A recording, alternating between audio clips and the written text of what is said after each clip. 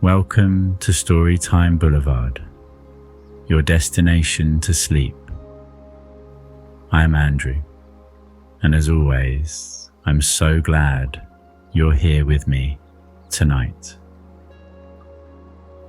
If you've been enjoying our cozy, whimsical stories, don't forget to like, comment, and subscribe to our channel. Your support helps us continue crafting these dreamy adventures just for you. And while you're here, be sure to check out our cozy playlists for even more sleepy tales to help you drift off to rest.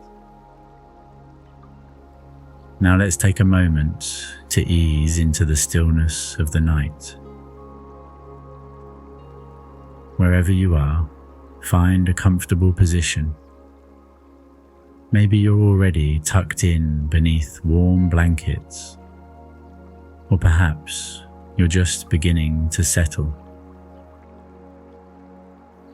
Close your eyes if you haven't already, and take a slow, deep breath in and gently exhale. Let your shoulders drop. Let your jaw soften.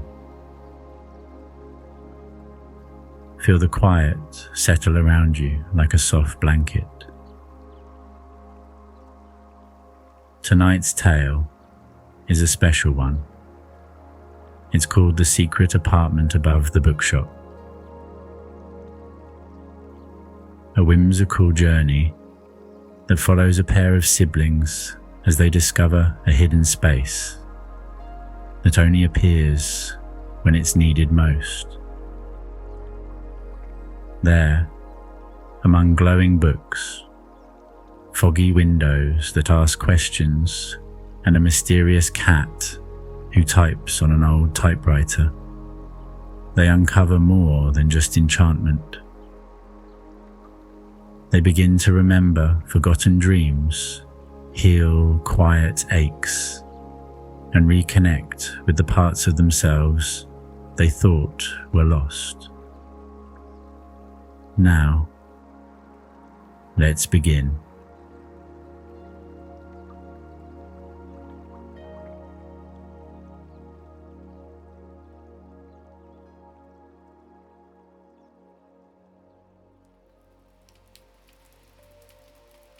The rain had just begun to fall when Lark and Milo stepped out of the cab in front of the crooked old bookshop nestled at the end of Wren Street. The sign above the door, Thistle and Wren, swung gently in the breeze, and golden light spilled from the dusty windows like a story trying to escape. "Well," Milo muttered, dragging his suitcase over the cobblestones. "It already smells like 1,000 books and one cat." Lark smiled, brushing her damp curls from her face. "That's the whole charm, Milo. It's supposed to be mysterious." The front door creaked open before they could knock, revealing Aunt Winifred in a long, plum-coloured robe and owl-shaped reading glasses that made her look both wise and perpetually surprised. "You're here," she said warmly, pulling them into a lavender-scented hug. "You're just in time for tea and thunder." Inside, the bookshop was a winding maze of wooden ladders, crooked shelves, and nooks filled with cushions and candlesticks. A pot of honey lavender tea steamed on the front counter, beside a plate of shortbread biscuits shaped like moons. Fig, the shop's enormous black and white cat, blinked at them from the arm of a velvet chair, his tail curling like a comma at the end of a sentence. "He bites," Aunt Winifred said cheerfully. "Only when he's bored or in love." Milo arched an eyebrow. Charming. Lark, however, knelt down and extended a hand. "Hi, Fig," she whispered. "We'll try not to bore you." The cat blinked once and turned away, which seemed to be a good enough agreement. As the rain drummed softly on the windows, Aunt Winifred poured tea and gestured to the shelves around them. "Everything in this shop has a story," she said, her eyes twinkling. "But the best ones don't stay on the shelves. They live upstairs." Lark tilted her head. "You mean your apartment?" But Aunt Winifred only smiled, tapped her teacup twice, and said, "No one lives up there. Not exactly. Not unless it's needed."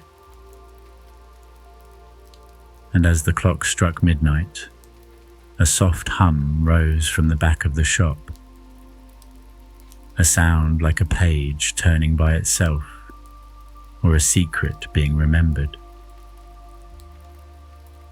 The next night, the rain had passed, but the sky remained wrapped in a soft fog, as if the world hadn't fully woken up. Milo was sprawled on the rug, flipping through a tattered book of peculiar poetry,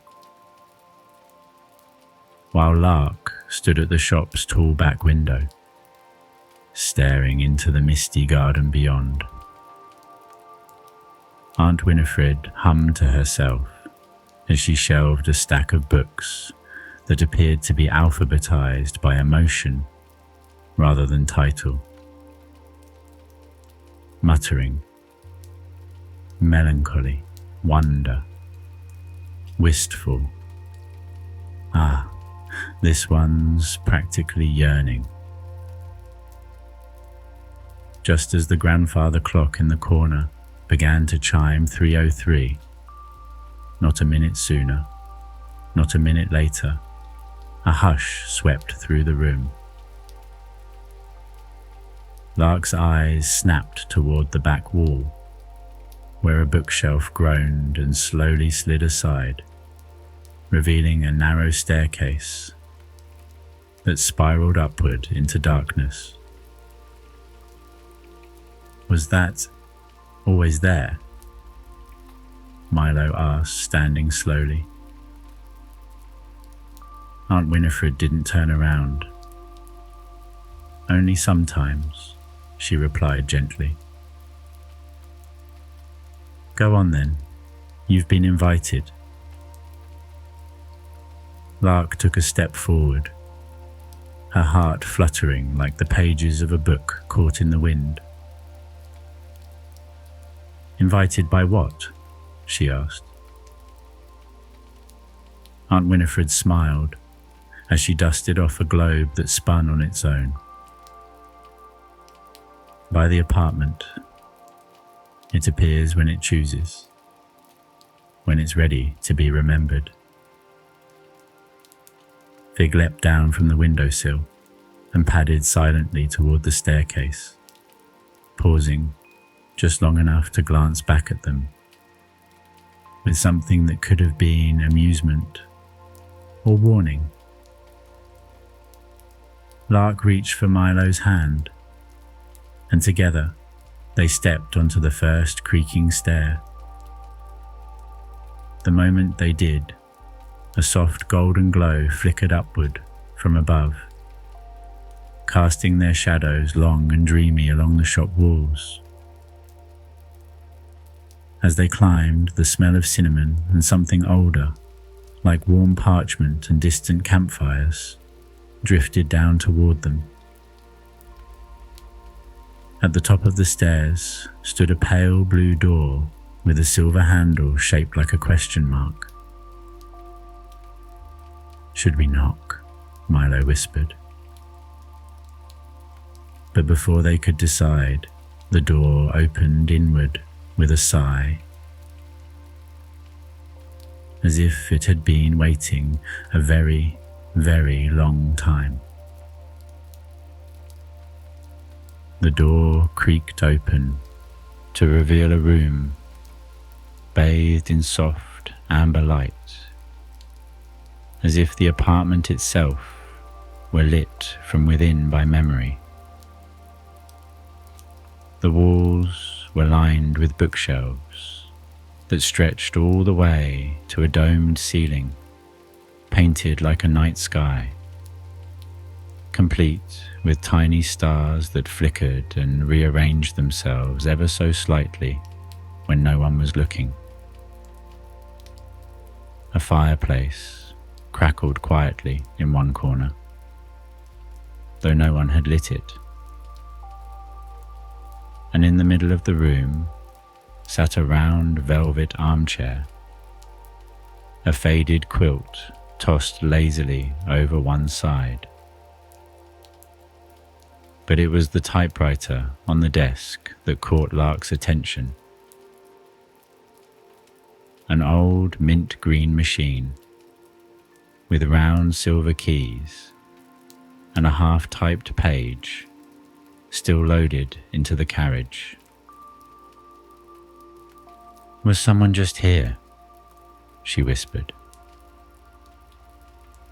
Milo, who had begun exploring, peeked into the kitchenette where the kettle had just begun to steam. "This place doesn't feel empty," he said. "It feels like it's just between visitors." As if on cue, Fig leapt onto the desk and delicately placed a paw on the typewriter's spacebar. With a soft clack, the carriage slid, and the next line of the page began to type itself. "Welcome back, Winifred. I see you've brought company." Lark and Milo gasped in unison.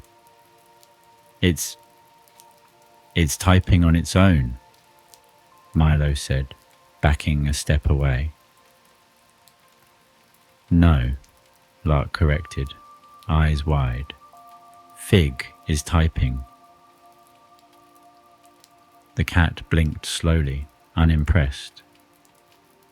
"Do you think it's rude to read it?" she asked. Another line appeared. "Not rude. Expected." Lark leaned in. "Are you the apartment?" Another clack, then, "No. Just a writer with a good seat." At that moment, the fireplace let out a gentle whoosh and glowed a little brighter. Milo glanced up at the moving constellations on the ceiling. "This place is alive." Fig walked across the typewriter keys, then sat and looked directly at Lark with narrowed eyes. "I think he wants something," she murmured. Just then, a small bowl slid out from beneath the desk, perfectly clean. "Tuna," Milo said flatly. "He wants tuna." Fig gave a slow, deliberate blink as if to say, "Finally, someone gets it." As the twins settled into the apartment, The door eased shut behind them with a soft click. Somewhere above, a clock ticked backward once, then forward again, as if time had simply paused to let them arrive. Morning never quite arrived in the secret apartment the way it did downstairs. Instead, a dreamy sort of twilight filtered through the tall windows, as if the room existed slightly outside of time.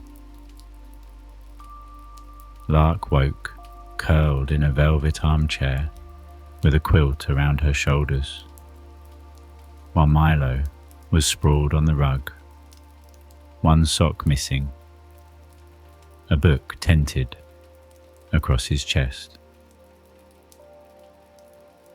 "Did we sleep here all night?" he mumbled, blinking at the strange sky that shimmered just beyond the windows. "It doesn't feel like we slept," Lark replied, rubbing her eyes. "It feels like we paused." As they stood and stretched, a soft tapping sound came from across the room. One of the arched windows had fogged up from the inside. But instead of condensation, it was words, written slowly, letter by letter, as if someone were drawing with their fingertip on glass. "What story do you carry but never tell?" Milo stared. "Okay, that's a bit spooky." Lark stepped closer. "I think it's a question for us."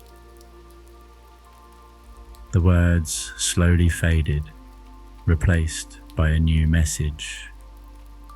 "Stories that are kept too long get heavy." A quiet gust of warm air brushed through the room like a sigh, and the fireplace crackled to life again. "Maybe we're supposed to share something," Lark said. "Something we've never said aloud." Milo hesitated, then looked down. "Sometimes I still think about the night Mum and Dad left. Not because I miss them, but because I don't know how I'm supposed to feel about it anymore." The fog didn't write anything back, but the window glowed faintly with soft golden light, as if acknowledging the truth of what he'd said. Lark bit her lip.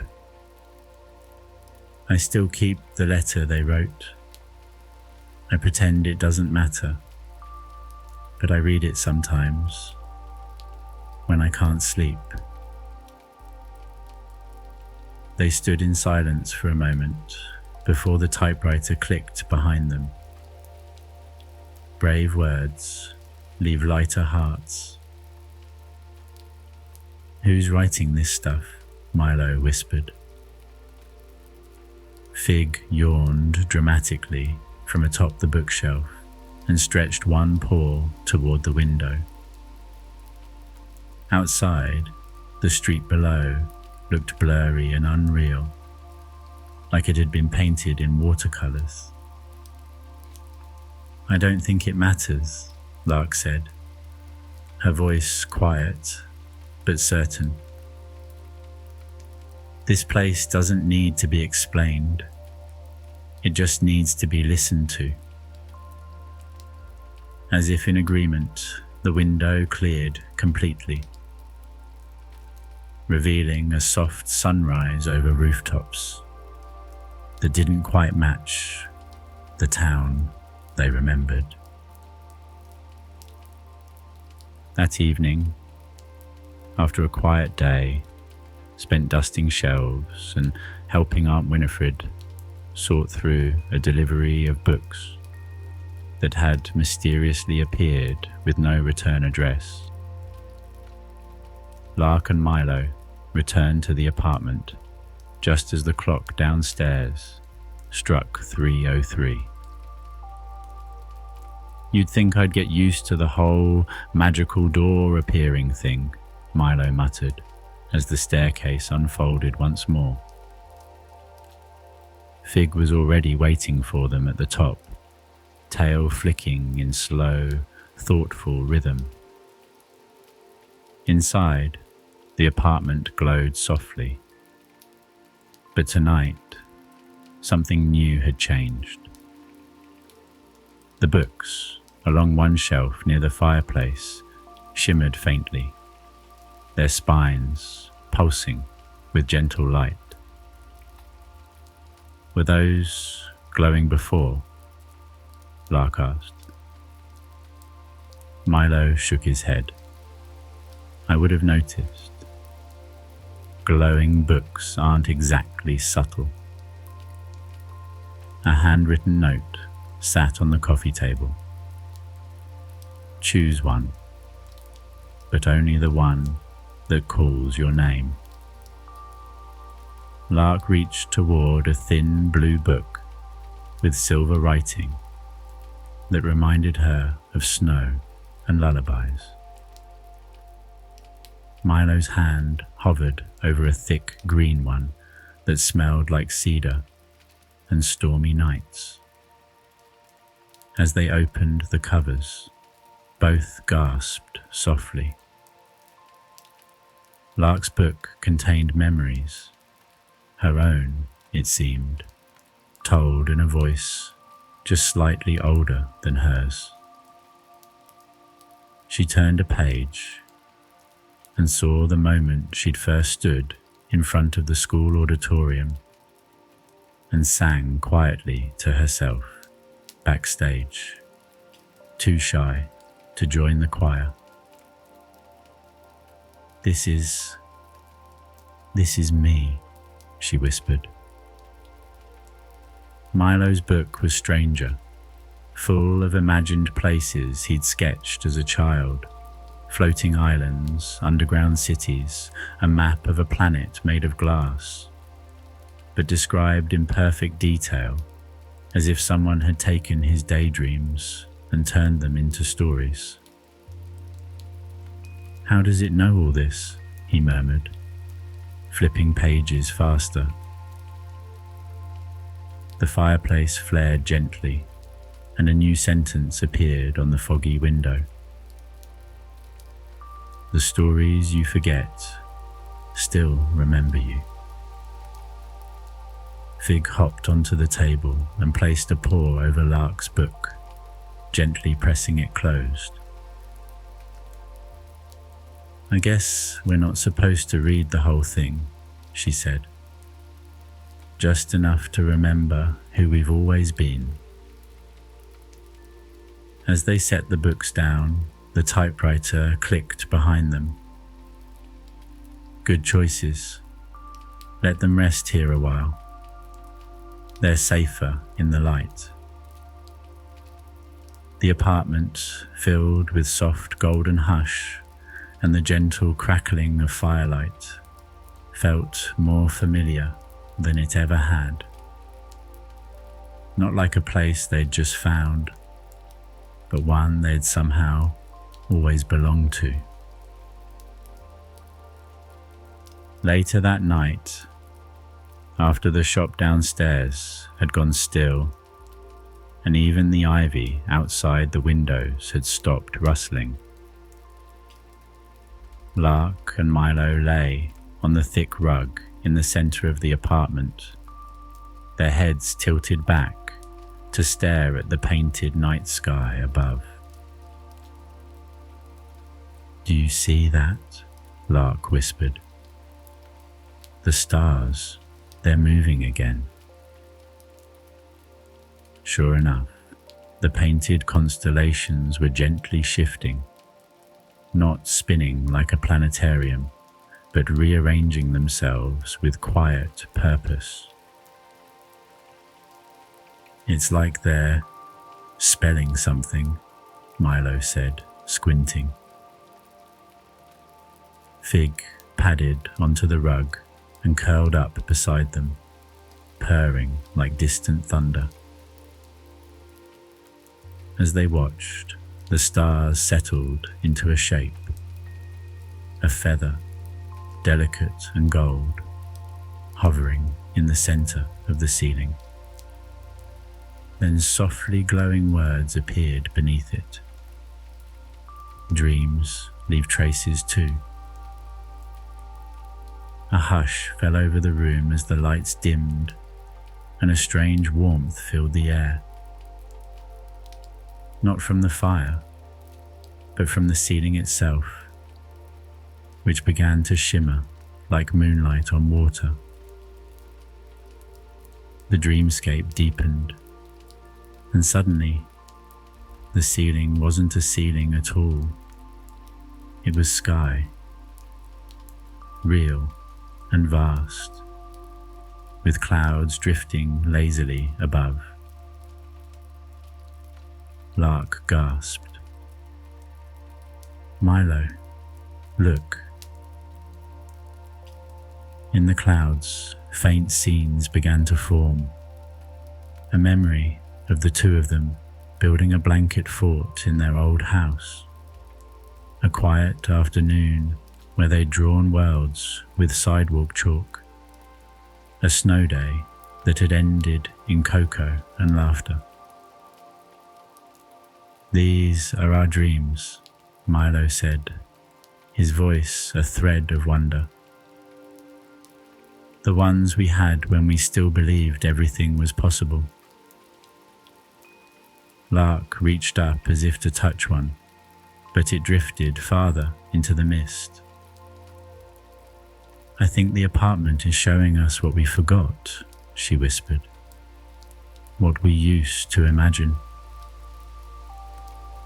The typewriter clicked once behind them. Nothing truly disappears here, not even the impossible. Fig rolled over and stretched, one paw brushing Lark's hand. As the ceiling began to fade, gently back to its original painted stars.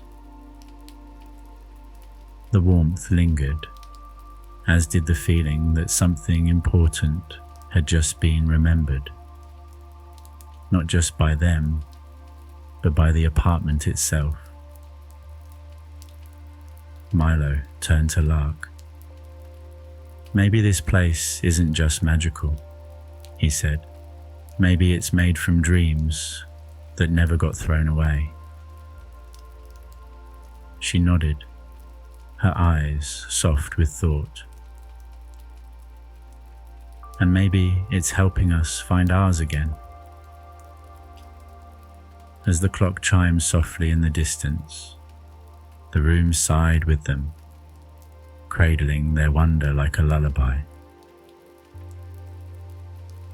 That evening, as the clock below struck its familiar 3:03, the staircase appeared as usual.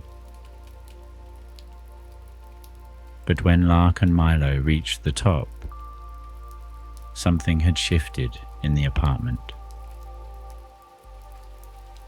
The light was dimmer, dreamier, and in the far corner of the room, where there had only ever been bookshelves, stood a tall, arched wooden door, smooth and pale, with no handle, no keyhole, and no hinge. "Was that here before?" Milo asked, stepping toward it cautiously. "No," Lark whispered. "It definitely wasn't." Fig sat directly in front of the door, tail neatly wrapped around his paws, as if guarding it. The typewriter behind them clicked once. "Only opens when you're ready to say goodbye." Lark and Milo exchanged a glance, and something in their chests tightened. "Goodbye to what?" Milo asked softly. The foggy window offered an answer. To the version of you who thought they couldn't heal. Lark looked at her brother, her voice barely a breath. "I think this place has been helping us do that slowly." Quietly, she stepped closer to the door and pressed her palm against the wood. It was warm, and beneath her fingertips, the grain of the wood began to glow faintly, as if responding to her heartbeat. "What if we open it and the apartment disappears?" Milo asked, not moving from his spot. Fig stood and blinked at them slowly before leaping onto the typewriter, which immediately clacked out. "It will always remember you, but you don't have to stay in the waiting room forever." The words sank into the silence, gentle and true. Lark looked back at the room, at the velvet chairs and the glowing books, the stars that rearranged themselves for her.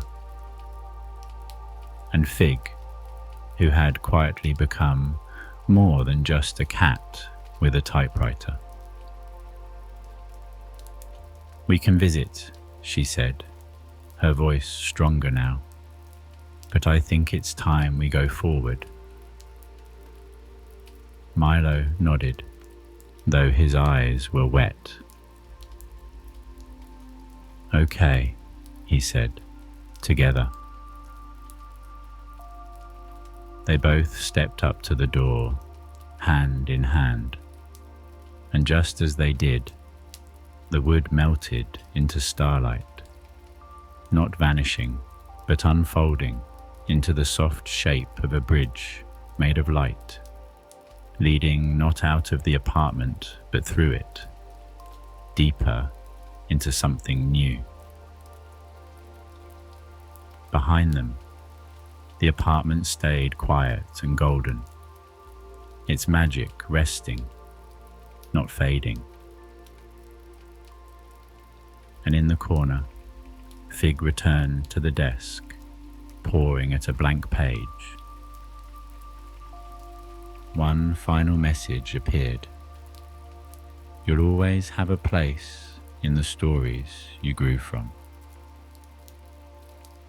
The next morning, everything felt a little slower, as if the world outside the bookshop was giving them time to adjust. Lark and Milo sat on the front steps of Thistle and Wren, sipping honey lavender tea from mismatched mugs, while the sun stretched sleepily over the rooftops. "Do you think it's still there?" Milo asked, glancing up toward the shop's second floor, where the hidden apartment waited behind time and memory. "Yes," Lark said, not needing to look. "It'll always be there, even if we can't see it." Inside, Aunt Winifred was gently dusting a shelf of books that hadn't been touched in years. Books that now seemed to hum a little louder, like they remembered being remembered. On the counter sat a new book, its cover deep navy and stitched with silver thread. No title, no author, just blank pages. But as Milo wandered back in and flipped it open, he saw the story of their summer unfolding on the first page. The rain, the staircase, the window, that fogged with questions, the ceiling of dreams, and Fig, always Fig, curled beside a typewriter that never quite stopped whispering. "It's writing itself," he said, awed. "No," Aunt Winifred replied with a smile. "It's writing you." Lark leaned over his shoulder and touched the edge of the page, watching a new sentence appear in elegant ink. "Some stories find you when you're ready to be seen." That evening, when the twins climbed the stairs one last time, the apartment was quiet. No glimmering door, no glowing books, no questions etched in glass.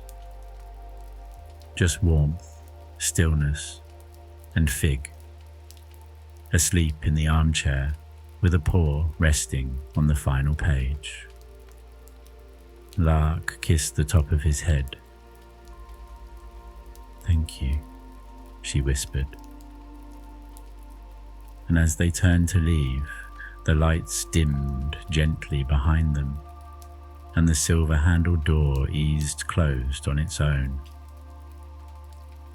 Below, the shop sighed and creaked softly, as if settling into a dream of its own.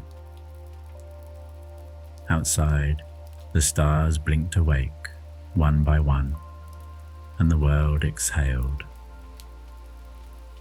The secret apartment didn't disappear. It simply waited, as it always did, for someone else who needed a place to remember who they were before the world asked them to forget. The end. Thank you so much for spending this quiet time with us here on Storytime Boulevard. We're honored to be part of your nighttime routine. Wherever you are and whatever tomorrow holds, may your dreams be kind, your heart feel light, and your sleep be deep and peaceful. Good night.